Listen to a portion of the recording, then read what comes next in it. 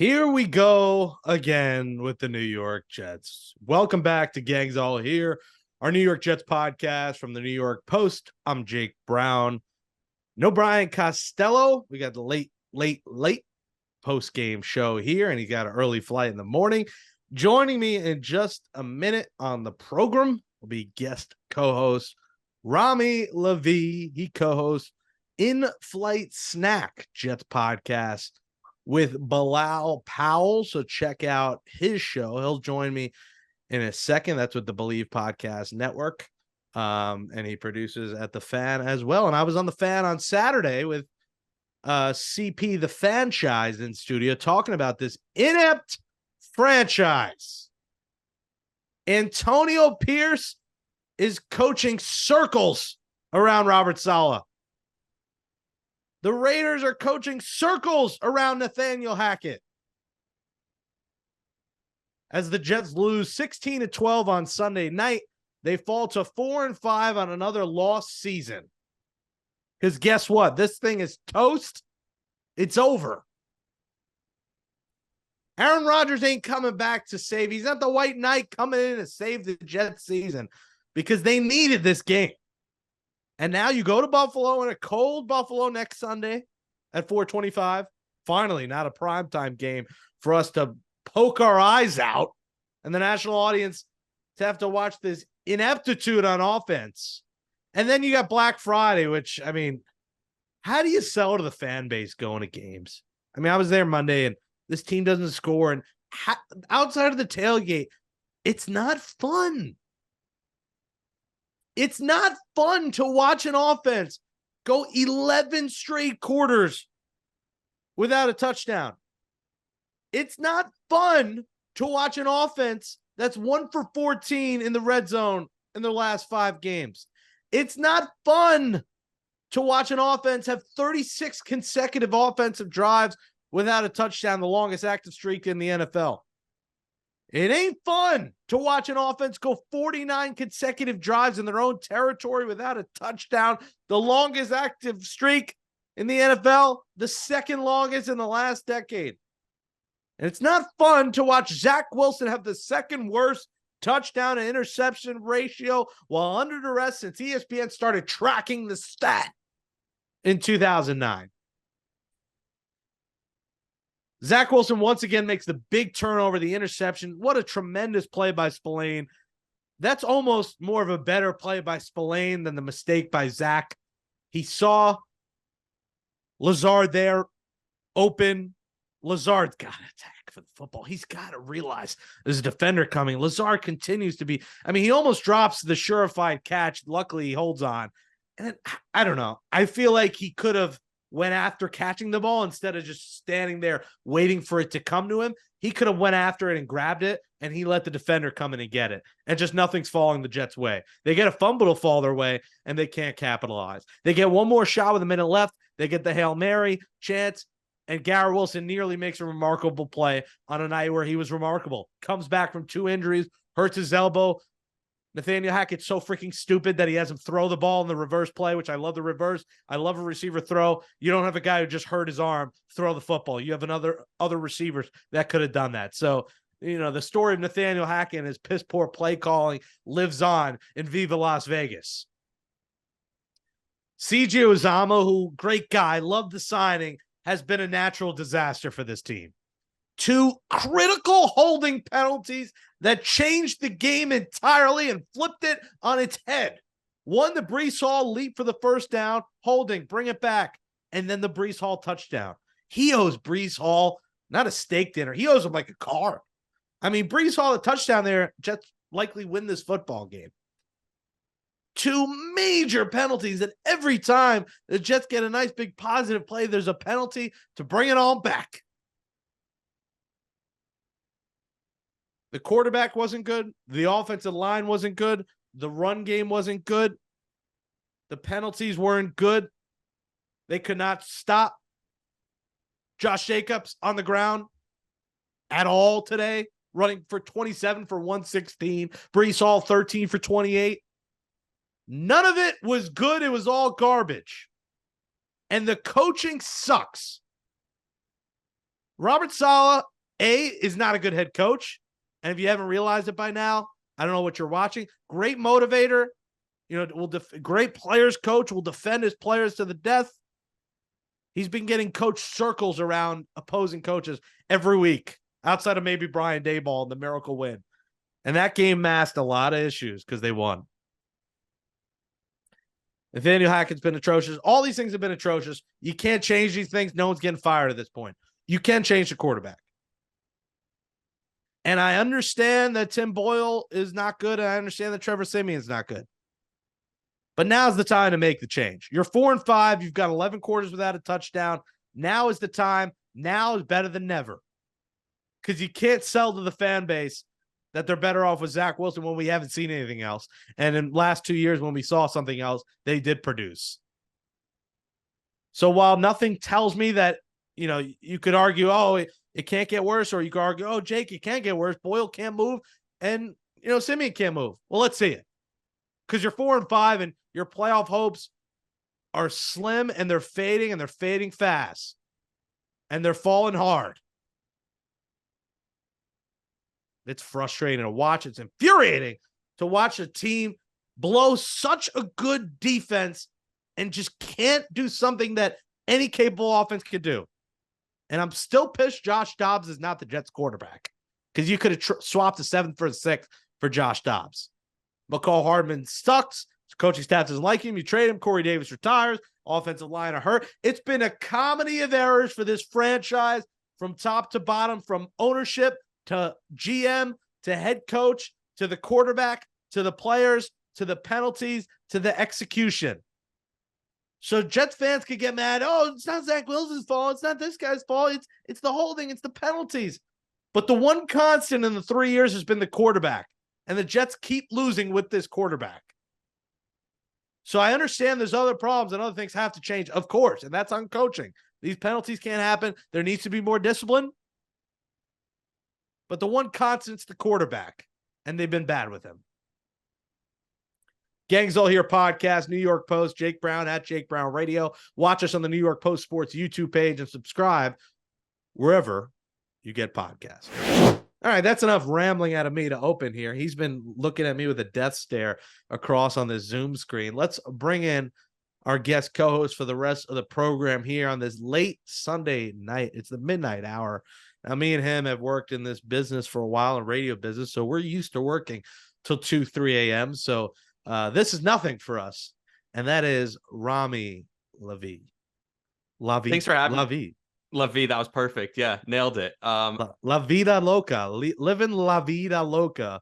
C'est la vie, some people say. Say la vie, yes. Say la vie. In-flight snack you do with Bilal Powell on the Believe Podcast Network. Welcome to Gangs All Here. Now you may speak, and I'm going to sip some water.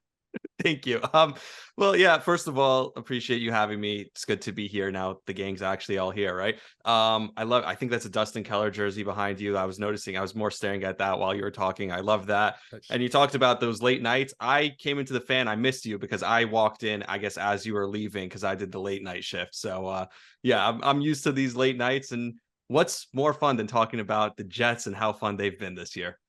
I mean, it's like half of the side of the football. You're like, yeah, defense, great job. And even there's a point where the defense is going to crumble because the offense isn't out there long enough. I mean, it's usually the time of possession is in the favor of the opponent. That's usually always the case with this team. Tonight, it was, barely in favor of the Raiders, 30-18 and 29-42. So, the Jets had their chances, but, the key stat, Rami, that jumps out is 8 penalties, 83 yards, and this team still can't score a touchdown. It is painful to watch.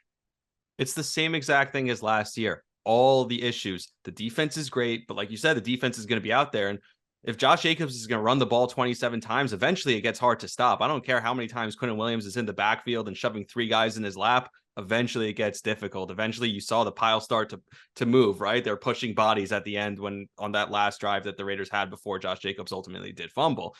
And the team is undisciplined. And they don't have a quarterback who can overcome any mistakes. In order for them to be successful, they have to play a perfect game with him at quarterback. If everyone else plays perfect, then maybe he won't cost you the game. Although he kind of did at the end tonight. But he's definitely not going to make the plays. You saw Aiden O'Connell. All he had to do was make one play where the first read wasn't there. It was to Devontae Adams. So it wasn't there. So he scrambles, moves up in the pocket, and he throws a 50-50 ball, a jump ball to his tight end. And he got just the touchdown. That's all he needed. Zach Wilson this year has not been willing to let his receivers make plays. And he hasn't made the game-winning plays that you need. And unfortunately, he's made a lot of the game-losing plays. And it's getting bizarre at this point why people still want him out there. Like, me and you and anyone, a normal person acknowledges it wasn't all on him. Of course, this isn't rocket science. Offensive line wasn't there. They're hurt. Injuries, I get it. The holding penalty, the discipline, Lazard's thinking, Uzama's been terrible. The play calling is atrocious. Across the board, it sucks. But that's what you have, and that has to get changed. It has to. The coaching is responsible for that. Like, they have to coach better. They have to make adjustments. They have to coach these guys into not holding, into not doing these things, and they're not doing that. But Zach doesn't make the play and that play. And there were a couple of great third down runs where you're jumping off your couch, you're like, finally, you ran. We want to see the run. And me and Kaz continue to call for 1, deep balls, and 2, design runs. They still don't really do any design runs with him. They're more just impromptu runs. But like you said, he doesn't make that one play. Aiden O'Connell made that one play, and Mayer with a tremendous catch. He made a great play as well. And that's what the Jets receivers and tight ends and running backs have not been doing. They haven't been making that big catch. Lazard did not go after that ball to avoid the interception. Yep. He waited for it to come to him. So across the board, it's been a piss poor effort. But we're on year 3 of this quarterback. He was 23 of 39, 263 yards, 1 interception, sacked twice, ran for 54. You almost got to throw out the box score with him. He fumbled a ball. Luckily, they recovered it, and he makes the back-breaking pick when you are in the red zone. I mean, they're driving there. You're like, we're going to win this game. 2nd and 8 at the Vegas 20, 1:22 to go. You got all your timeouts. You end up getting it back.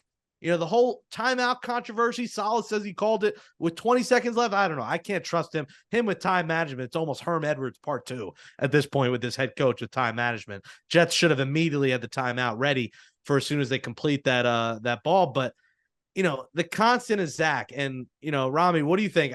I think you make the change now and see if it sparks the offense. We're all aware Boyle and Simeon are also bums. But again, if you're going to say it can get worse, what are you going to say? They'll go 4 more quarters without a touchdown? That's okay. I'm used to that. I watch it every week. I'm used to this stupid team not scoring touchdowns. Let me see Boyle do it. I work with Brian Boyle now on our Rangers podcast. Let's throw Tim in there. I'll be Boyle and Boyle. It'll be a new law firm in New York. Boyle and Boyle. I've lost my mind. But Rami, do you agree it's time to make a quarterback change, or are you in the Zach Wilson kind of truther camp of, it won't make a difference. The team just has to stop making penalties and call better plays? It's been time to make a change. You have to make a change. You saw last year, they waited probably till it was too long to make a change. And then obviously Mike White gets hurt, and that changes everything because he was good. But every other quarterback who's played with this team the last 3 years has looked better than Zach Wilson. So I can't believe we're having the same conversations that we had last year and we had 2 years ago. Not even 2 years ago, because his rookie year, the team wasn't competitive. But the last 2 years, the defense has been there. And yeah, sure, there are mistakes. You can point at Nathaniel Hackett, you could point at Mike LaFleur, you could point at the receivers, you could point at the tight ends, you could point at the penalties, Salah's game management, which is awful. I mean, he still can't figure out how to end a half and start a second half. So I don't know why he's deferring to the second half to get the ball first in the second half if he can't figure out how to close out the first half and then start the second half anyway with clock management and all that stuff. But with Zach, I don't get the truthers. And I talk about this to Bilal all the time because he played in the league. He knows what it's like to play with a quarterback who the team doesn't trust. And everyone on the team is going out there and they're working. All they're thinking is, how do we play a perfect game? They're so worried about not making a mistake because they know that he can't overcome the mistake. So when you're playing like that, guess what happens? You make more mistakes. You're more prone to mistakes when you're trying to not make that big mistake. And look, Zach Wilson said I don't think he's probably a good kid. And again, he has all the talent in the world, but it's not happening for him. And it's not going to happen for him. It's year 3 already. he said he saw the linebacker coming down and he tried to beat him on the throw to Lazard. That's what he said in the post game. And he's still talking about how, we have to be better. I have to make sure the guys are communicating better. At some point, I just want to see him look in the camera and say, I lost us that game, kind of like he did after that Kansas City game. And unfortunately, what we've learned is the Kansas City game is the aberration and everything else has been a disaster with him. And I think we've all seen enough. They're 4-5 now. There's nothing left to lose. Right? The season's on the brink if it's not over already. So you might as well make a change. You might as well try and spark something. Who knows? Maybe you win 2-3 games in the next few, and Rodgers actually does want to come back in mid-December. I'm not counting on it, but maybe he does. But what are you going to wait till you're 4-7 after losing to Buffalo and Miami? What's the point then? It's tiring, the seesaw battle of, it wasn't Zach's fault today. Oh, it was Zach's fault this time. Oh, it wasn't Zach's fault this time. Like, at least the change, it'll be a breath of fresh air, one for the offense, be like, all right, let's get a new guy in here. And also be like, all right, we tried. Robert Saleh is calling it lazy for it to, we're pointing on one guy. You're lazy. You're the lazy one. Make the change. You're lazy. He wants to call everyone lazy for pointing on Zach. Coach. Be a coach. Don't just be a motivator and say motivational messages and things on your t-shirt and run up and down the stairs to show that you're in better shape than I am. You are. My feet hurt walking to the bodega. You're in better shape. You're a motivator. You got the cliches down better than anyone. But you're the lazy coach. Because you have coached this team like they're a bunch of babies. Like, there's no better time than now to do it. Like you said, you're 4-5. The season's slipping away. You got a tough Buffalo. You got two teams ahead of you in your divisional games coming up. And I want to say it gets lighter, but it doesn't. The Falcons aren't a cakewalk. And the Texans, I mean, come on. Oh, the Texans are a playoff team. Stroud is an MVP candidate. So you went into this season thinking that Texans game, that's a jet win. And the Falcon game, that's a jet win. There is not one single game on this schedule we say the Jets will definitely win. Maybe the New England game, but they haven't beat them in 7-8 years now. And maybe the Commander game. Okay, that's 2. That gets you to 6. You in this race, with how the tiebreakers are going to work, you're probably going to need 10 wins. You have to find 6 wins on this schedule, and I can't find 3 or 4. So, if you want to make an adjustment, now's the chance, because it's the same old song with this team. So for all the people who want to defend Zach, we're not saying it was all on him, but the constant losing and the constant ineptitude on offense, it's time to shift some blame on this guy. Like, I'm sick and tired of watching it. It's just frustrating football. And we unfortunately have to talk about it twice a week. How do we do it?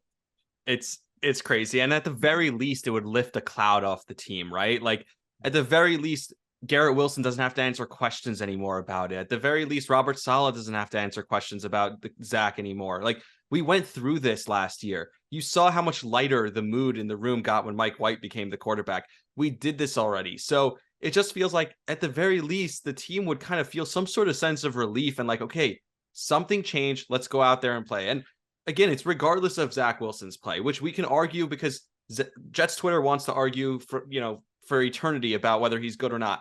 I don't know what the enamoration with him is. I get he has a ton of talent, but I think we've seen what he's capable of and what he's not capable of. And unfortunately, he's not the guy. I don't understand why the Jets just can't come out and say it would just be so easy for them and give us a chance.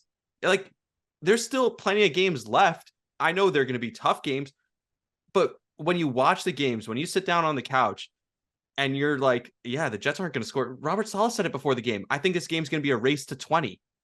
That tells you how much faith he has in his own offense. He has zero faith in his own offense. So just having a different mindset, just changing it up a little bit, because we already made it through, like, we already had our bye week. I don't know how we do this every single week to ourselves. So just the experience of watching this team, knowing that someone else is back there, I'm not saying it'll be better, but at least it'll just be different. It's coaching 101. You made the change last year. Look what they did. Everyone had Mike White t-shirts, Mike effing White. It was a whole thing. It galvanized the entire team. we know you did a poor job of this roster putting together a bunch of bums as backups. But let's see another bum out there. We've seen the same freaking bum from BYU, the BYU bum, for 3 years. And he's been a pure bum. Insert the Aaron Rodgers bum track right here. He's talking about Zach. And, Garrett Wilson just said to the media after the game, he said, I'm tired of this. We're all tired of this. Garrett Wilson is putting his heart and soul on the line. 9 catches, 93 yards, 2 injuries, came back in after both those injuries. The next couple of snaps, he was back in there. This is a warrior. You're wasting prime Garrett Wilson. You're wasting one Wilson, and the other Wilson needs to be off this planet. No, that's mean. Off the Jets. He can still be on this planet, just not on this team. Go to I don't know. Go to the Commanders. That'd be a good spot for him. Somebody called into the fan last night. I was like, I'm offering to come pick him up and drive him as far down 95 as I can go. And I was like, well, the guy who called in was probably about 75 years old, so maybe he'd make it a couple exits before he needed a bathroom break. But as long as it's far enough away from the Jets, I mean, just get it. Like you said, go to the Commanders. It's not too far a drive. I relate. I do a lot of bathroom break. I have the bladder of an 85-year-old man. So make a couple stops of pretzel time and Cinnabon. I'm down 95. Yeah. Get yourself a pretzel. Get him some pretzel nuggets. Get him some dip. Call it a day. It's enough of this. For the defenders, we're there with you. We're all, here's the thing, when like people want to point fingers, we're all rooting for him and we're rooting for the Jets. Exactly. But he sucks. Like, what do you not get? So, like, oh, but there's signs. Oh, but he ran for that first down one time. Here's the telltale sign of Zach Wilson. His most memorable game, and the one everyone talked about, and the reason why he's probably still the starting quarterback, was a game that they lost. And I'm aware that they lost to the Chiefs. But everyone, but the Chiefs game. Oh, the game that they lost? And that's what they've been. They've been big losers. The biggest loser on NBC, starring the New York Jets. And the lead roles are Zach Wilson, Robert Saleh, and Nathaniel Hackett. Because you want to talk about donkeys of the day? They're the 3 donkeys of the day. The donkeys of the week, the donkeys of the year. And you could add CJ Uzomah. It's the Mount Rushmore of donkeys. Because I love the move to get him the signing, but I mean, Rami, how annoying is that? Like, one of Breece Hall leaping first down, which was electric, callback, and then a touchdown. We were on touchdown. I forgot what that word means. We were right there, and it's called back. These penalties, it's obviously execution players got to be better, but you got to point to the coaches on this. You can't keep committing these stupid penalties. This is happening every week, and there are absolutely no adjustments. It's infuriating. In the first quarter, we're all happy. Oh, look, they scored in the first quarter. They scored in the first drive for the first time since the Bush presidency. It's been ages. Like, it's happened finally. But, like, coaching has just got to be better, because the issue is Hackett's here. Like, he's here to stay. He's Rodgers' guy. He's here next year. But Saleh, he should be coaching for his job, because the way they're playing, the way they're sinking like a sinking ship, he should be canned. And like you said, and like we've talked about, these mistakes, they get magnified when the offense can't score. And so it really does feel like deja vu, because last year when they were 7-4, I remember saying they're 7-4, but they're making the same mistakes. And if they don't correct these mistakes while they're winning, they'll come back to bite when you lose. I think it's their the defensive not the special teams coordinator who Bilal always quotes saying that he would say it's going to come back to bite you when it comes back to bite you. You never know when it's going to come get you, these mistakes, but when it does, it's always going to happen. It's going to come back. And now we're seeing it. So early in the year, the Giants game, the Philly game, it didn't cost you then. You had miraculous wins, so the penalties didn't cost you. But the last 2 weeks, when everything's going poorly, those same mistakes that you made all year long that you never bothered to correct while you were winning, now they're the same mistakes that are glaring their ugly heads right when you're losing. So it was the same thing. We were both there on Monday night. It was the same thing. They were going down the field, and every time they had a play, it felt like, oh, what's the penalty that's going to call this one back? Or they pick up a big first down, and then there's a false start, and they're backed up 5 yards, and now it's 1st and 15.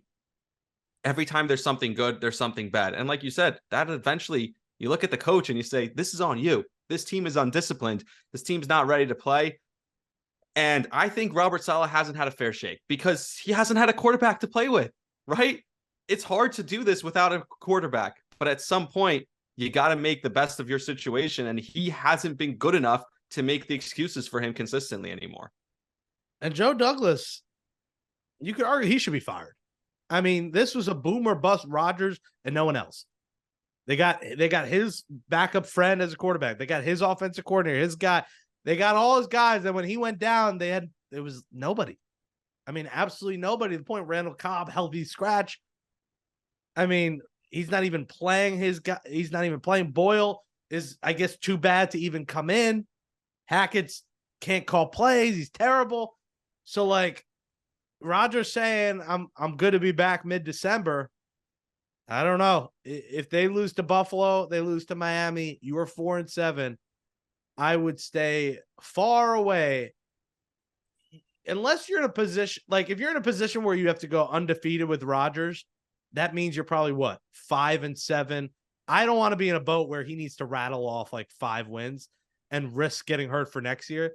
Because you got to put all your chips in for next year. Like next year now needs to be like a Super Bowl contender. Because this is getting far too long and it's getting far too many years without a freaking playoff appearance. And Joe Douglas and Robert Saleh, they're going to be holding hands down the yellow brick road, down the pink brick road, because they're going to be holding a pink slip together. Douglas did not do a good job. Like the Josh Dobbs thing, I don't want to overstate it because it's been 2 games, but he is light years better than Zach Wilson. And you did not go out and get him. You signed Trevor Siemian to the practice squad and said, oh, we're good. I mean, they've put too much faith into Zach Wilson, and it's dooming the franchise, and it's over. Like, I'll close with, do you think they go on a run here, make the play? Do you see any sign that this team will string some wins together and gets back in this race? No, not at all. And I don't think Rodgers should come back because I don't want to risk injury for next year. And the question for me now is, who's making the decisions going into next year? Is it Rodgers who's going to pick the new head coach and the new GM? Like, how's this going to go? How bad does this get? Does this fall apart to the point where the locker room completely falls apart also? And now we're in a terrible spot going into next year. And instead of feeling good about ourselves, like, hey, we managed to stay afloat without Rodgers. Now he's coming back and we're bringing the whole team back together. The question is, how bad does it get this year before we can turn to next year and have Rodgers come back? That's my only question, because I think the over-under still is at 7.5 wins, something like that for this team. Do you see them getting 3 or 4 more wins the rest of the way? Maybe 3, but not 4. Definitely not with Zach Wilson. So I don't know. I don't believe that they'll make a change even after this. I don't believe they're going to make a change at the quarterback position. And we're going to be sitting here next week watching the same thing twice, Sunday, and then we're going to be sitting here on Friday watching the same thing. And they're going to be 4-7, and maybe then they make a change, but that's going to be far too little too late. Again, Robert Saleh, we're not lazy. You are. Yeah. Make adjustments. The one on the roster you make is quarterback. And so what you already made. You made it last year, so just do it again. And it worked. Listen, I know it faded out, but Mike White also got hurt. He got absolutely wrecked on a hit and was playing with broken ribs. Like, I mean, the first couple, Mike White was at least moving the ball down the field. The Viking game, Braxton Berrios drops a touchdown. The Bills game, they lose by just a touchdown, and that's the game he got hurt in. You know, the Seattle game, he's literally playing broken ribs. So, like, you know, and people are going to argue, well, that's last year. It's a different year. Well, I would argue that this team is arguably better than last year and could be better off. So, listen, I think make a change. And you could argue, oh, it's for this, just to make a change for the sake of change. Well, yeah, it's 11 quarters now. It's gotten to the point of just purely I gave you all the stats. 1 for 14 in the red zone the last 5 games, 36 consecutive offensive drives without a touchdown, 49 consecutive in your own territory without a touchdown, and Zach Wilson, the second worst touchdown to interception ratio under duress since ESPN started tracking in 2009. That's 14 years. He's the second worst. The worst was actually Mark Sanchez. Can we ever get a quarterback that works? Ever? Mark Sanchez, Brooks Bollinger, Kellen Clemens, Sam Darnold. Now this bum Zach Wilson. We had 4 snaps of Hall of Fame. And it got thrown out the window. Oh, we can never have anything good. We can never have anything nice. The Jets fall to 4-5. They will take on the Bills. We'll have a preview show for that game. I don't even know how I'm going to preview these games anymore. They don't make a freaking change. Because what are we going to say? Oh, maybe Zach will be good this week. We keep hoping for better. And I agree with you. I don't think they'll make a change because their coaching sucks. And they're going to say that the other guys aren't good. And they're going to continue to undersell the other guys, which is going to make the other guys feel even worse about themselves because there is emotion tied to this. These are human beings. And those other backups have got to feel like pure garbage if coaches think that they're worse than this product. Because while it can get worse, it really cannot get much worse than this. Rami Lavi, he is the co-host of In-Flight Snack with former Jet running back Bilal Powell. You could check that out. They do Mondays and Thursdays on the Believe Podcast Network. You can follow him on Twitter at Rami_Lavi. Rami is good to do this little crossover here. Let's hope they shock the world. Like, I would love to just wake up Wednesday and hear, in his presser, we're going to start Boyle this week. And while it's not really that exciting, it'll be nice for change. But like you, I don't think it will happen. But cheers to our Jets' unfortunate fandom. Same old Jets. Appreciate you having me. All right, we'll close this episode of Gangs All Here next. All righty, good stuff there from Rami Lavi of the In-Flight Snack Podcast. I just feel my blood pressure through the roof, and I've been eating poorly too. But this team is not good for your mental health, and you root for them to do well, you want them to win games, but unfortunately, they come out on the short end of the stick too many times. And this is a team that's won 4 games, but they've won them ugly. And this thing could be really they're 4-5. They could also be 2-7. And the defense is pouring their heart out. Garrett Wilson's saying he's tired of this. The guys are tired of this. So listen, for the Zach Wilson defenders, I get it. It wasn't on him tonight, although he did make a big mistake. But this is the same old song every week, in and out. Just make the change.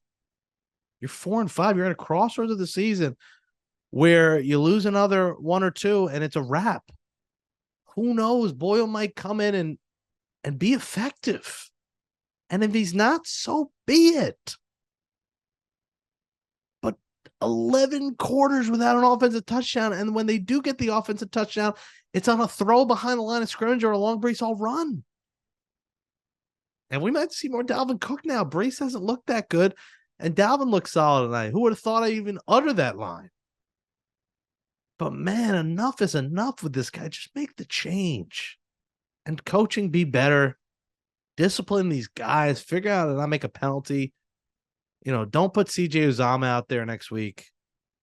Send a statement. We can't be committing these penalties.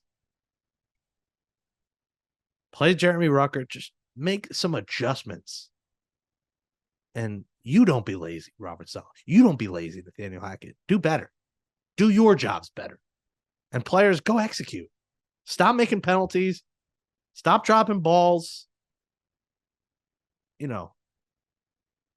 Make the tackle. There were some missed tackles tonight.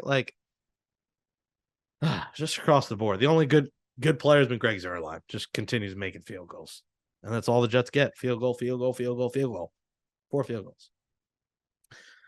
As that says, adios for us here on episode 163 of Gangs All Here, our New York Jets podcast from the New York Post. Follow me on Twitter at Jake Brown Radio. You can catch up on the show on Apple, Spotify, where you get podcasts, and watch us on the New York Post Sports YouTube page. Give us a thumbs up below, comment below. How depressed are you right now about the Jets? Thanks to CP the Franchise for having me on WFAN on Saturday night. You can listen back to that on the Odyssey app if you want. Thanks to Bleacher Report for having me on their live stream following the game on Sunday night. Shout out to them. And shout out to producer Andrew Hartz and the intern Mason Verdicchio for helping me in producing this program that we call Gangs All Here. For Rami Lavi, I'm Jake Brown. Brian Costello and I will be back on Thursday to preview the Jets matchup with the Bills. And then Friday, I'll fly to Charlotte. I'll go home for Thanksgiving for the week, but I'll be doing the show from there. The post-game show will drop for Monday morning after that Bills game. Thanks, everybody, for listening to Gangs All Here. Go outside, get some fresh air, take a deep breath with me. And we'll talk to you Thursday. Peace.